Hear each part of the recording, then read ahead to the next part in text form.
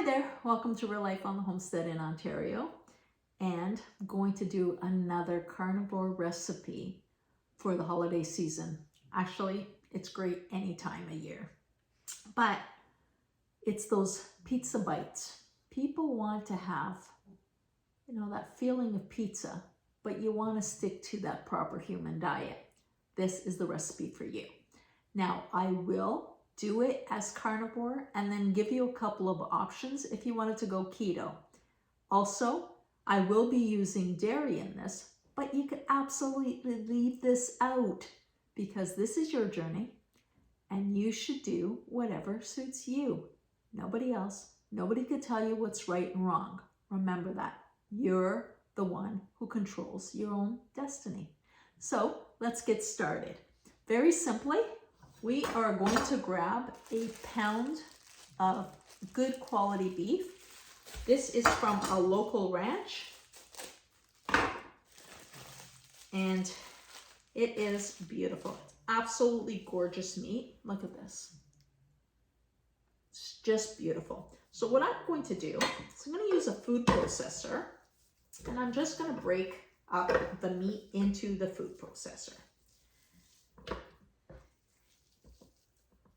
And I'm doing this to pretty much blend it really well. You could do it by hand. I like to make sure I really get in there. I'm going to take one of my eggs and just break that in just to help bind everything together. And then this is what makes it your pizza bites, pepperoni. So for 1 pound of meat, I'm doing 6 ounces of pepperoni. Now I picked up this pepperoni from a local butcher shop. Nothing added, very, very clean, no sugar. Now, of course, there's stuff added, but there's no sugar added, which is really important. Also, no nitrates. So I'm going to throw these in. And that, my friends, is the carnivore version. It's just meat, egg. Now, for myself, I add spices. And I add some of my blend of my seasonings. These are herbs out of my garden that I dehydrated. There's garlic in here also and some chili peppers. And I'm adding a teaspoon of this. You could get those Italian seasoning mixes if you wanted to. The reason I'm adding this is it really does give that pizza flavor, especially the oregano portion in here. Like I said, if you're really strict and you don't add any spices, don't put this in. I also add some grated Parmesan. Now what I do is I buy my Parmesan in blocks and then I use my Vitamix to grind up, and then I keep it in a mason jar in the fridge. So that way I have freshly grated Parmesan, but really easy. And I would say I added about 1/4 cup in here. I'm not adding any salt. The reason being, the cheese is salty, the pepperoni will have a lot of salt. So I'm going to just blend this up, take a little piece, fry it to taste the product, because I can adjust at that point. So you don't have to cook everything and then taste it. Take a little piece of your meat, fry it in a fry pan, and have a go. See what it's like. So let me blend this up and I'll be right back. That was so simple. Because you know me, I like simple. Now, if you wanted to, you can add jalapenos to this. You can add olives to this. But I'm trying to stay as close to carnivore as possible and not so much keto. But what I'm going to do, and let me show you this first. This is the meat with the pepperoni ground right in. I did use the food processor. I'm not sure if I made that clear. I see that there's a couple of pieces in here. So I think I'm going to blend this a little bit more. Okay, that's more to my liking. It is very minced. Let me show you. There you go. That's everything. Ground beef and pepperoni incorporated, where you don't see the pepperonis in there. I am going to take this little piece and fry it up, and I'll taste it for flavor to see if I want to add anything. You may want to add some garlic powder. You may want to add more salt. That's what I'm testing for, salt.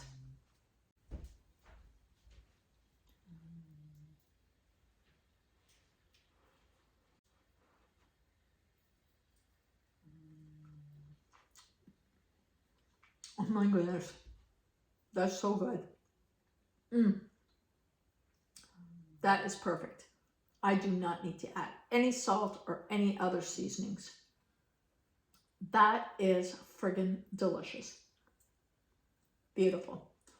So, I'm gonna roll out these, get them in the oven. So I take a meatball size, about the size of a golf ball. See, just in my hand. And I pat it flat. Now, if you can't handle dairy, don't do this step. But I eat a lot of dairy and I'm trying to cut back, but I love my cheese. So this is a little step that I have to get over. But I take mozzarella, block of mozzarella, and I cube it. And I'm doing, I'd say 1/4 inch square, just about that size. Place it inside my flat little burger that I just made, and then I pinch it around. So I've just encapsulated that mozzarella into a meatball. We're gonna bake these up, and that way we're gonna have a little mini pizza. Well, here we have it. I've got 16 beautiful, beautiful pizza balls. Now, I could cook these just on the cookie sheet, but I found that you get a really nice crisp and the flavor's incredible when you do it in the cast iron. So I'm gonna move this over to the stove and start cooking them in the cast iron and finish them in the oven. Using cast iron is such a great way to get a crisp on meat. And what I'm going to do is I keep my animal fats by the stove. This is my pork lard. This is my beef tallow. I think I am going to use some pork lard because it has a bacony flavor to it, because I put some of my bacon drippings in here, so it'll have that nice bacony flavor. Another flavor I like on pizzas. So hey, and I'm just gonna place the meatballs in the pan so that they will get that nice crisp. I'm doing this on a medium-high flame, but you know what? Watch your stoves. Everybody's stove is different, and you have to watch how things cook on it. I'm just gonna get these in here.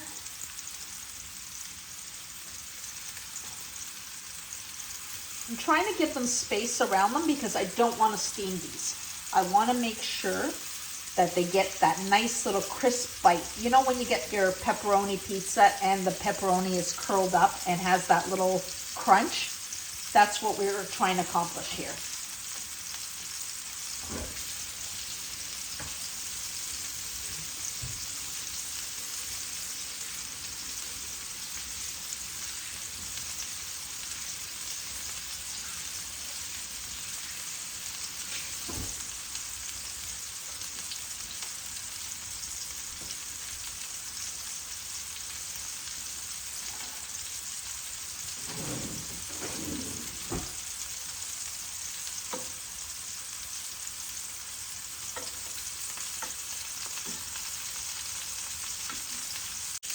Okay, so it's been about 2 minutes, so I'm gonna turn over all the meatballs.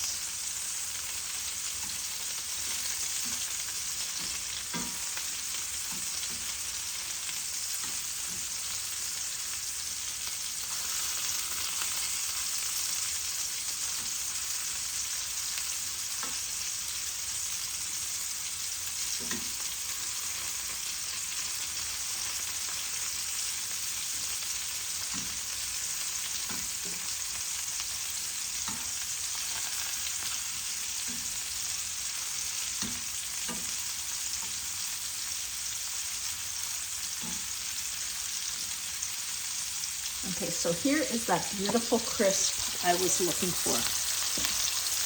You see that nice brown crust on it? That's flavor, my friends. That is absolutely gorgeous.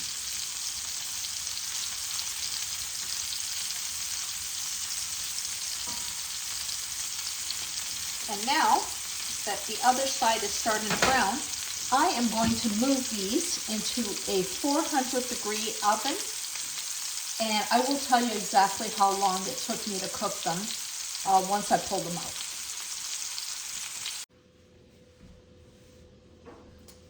Okay, it's been 10 minutes and we're done. This pan is so heavy, I have to bend my knees to get to it. That took a whole 10 minutes at 400 degrees. You can hear the sizzle. You can see the cheese starting to ooze out.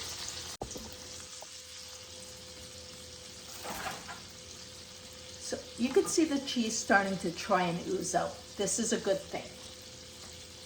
Now, I have taken one and already sliced it. Look at that gooiness in there. I did that so that I could cool it off because I'm famous for burning my mouth as I taste things to show you. See that? Nice gooey mozzarella in it. It's a bite of pizza. So friggin' delicious. Oh, thank you so much. That's great. Thank you so much for the feedback on my meatballs that were bacon wrapped, because that's what inspired me to make these for you. And I will link the meatballs that are bacon wrapped in the description. If you haven't seen that video, you can go back and look at it. But what you could also do with this is, if you're doing the keto, heat up some marinara sauce and dip these in there. Complete pizza flavor. But I'm very happy just keeping them carnivore. They're delicious. So I hope you try this recipe. It's not hard. It can be a great dinner. It's a great party favor and helps you enjoy your best life. So thank you so much for joining us. And please make sure to like, subscribe, comment. Make sure that you're sharing with your friends. Really helps our channel. Thanks a lot. Have a great day. And I got another pound of meat. Guess what I'm making? Some Scotch eggs. You're going to have to come back and see that one.